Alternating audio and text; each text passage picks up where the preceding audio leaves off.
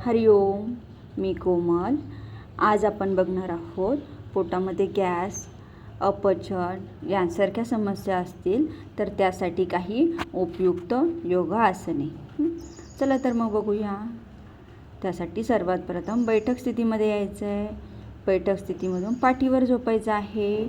शयन स्थितीमध्ये पाठीवर झोपल्यानंतर डावा पाय गुडघ्यात वाकून अशा पद्धतीने पोटावर घ्यायचा आहे। दोन्ही हातांनी पायाला घट्ट पकडायचं आहे आणि काही वेळ या स्थितीमध्ये स्थिर थांबायचं आहे।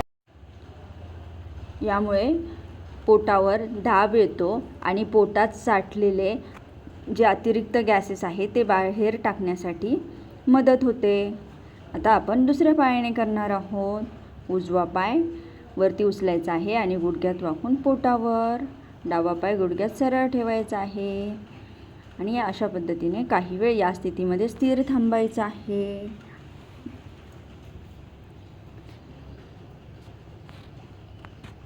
पुन्हा सावकाश पाय सरळ करायचा आहे। दोन्ही हात बाजूला, पाय गुडघ्यात सरळ। यानंतर आपण करणार आहोत द्विपाद पवन मुक्तासन। दोन्ही पाय सोबत पोटावर ठेवायचे आहे। दोन्ही हातांनी दोन्ही पायांना घट्ट पकडायचं आहे। अशा पद्धतीने आसन स्थिती पूर्ण। कुठल्याही प्रकारची हालचाल न करता आहे याच स्थितीमध्ये स्थिर थांबायचं आहे। या स्थितीमध्ये पोटातली अंतर्गत अवयवांना हलका दाब देऊन त्याची कार्यक्षमता सुधारते।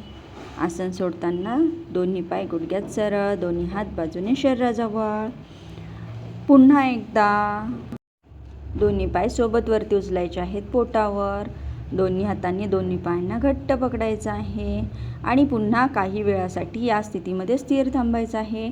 कमीत कमी 1 मिनिटापासून तर आपण 3 ते 5 मिनिटापर्यंत या स्थितीमध्ये स्थिर थांबू शकतो। यामध्ये बद्धकोष्ठता कमी होते आणि आपल्या जे पोटातील आतडे आहेत तर त्यांची मालिश होते। ओटीपोटाच्या भागाला रक्तपुरवठा सुरळीत होतो। पुन्हा आसन सोडायचं आहे, दोन्ही पाय जागेवर। यानंतर आपण करणार आहोत भुजंगासन। पोटावर यायचं आहे आणि दोन्ही हात छातीच्या बाजूला, श्वास घेत सरळ व्हायचं आहे। मान मागे ठेवायची आहे। भुजंगासनामध्ये आतड्यांची चांगली हालचाल होऊन आपलं मल उत्सर्जन यामध्ये चांगलं होतं आहे। या आसनामध्ये सुद्धा आपण 1 मिनिटापासून तर 3 मिनिटापर्यंत स्थिर थांबू शकतो। असे 1-1 मिनिटाचे आपण 3 सेट करू शकतो।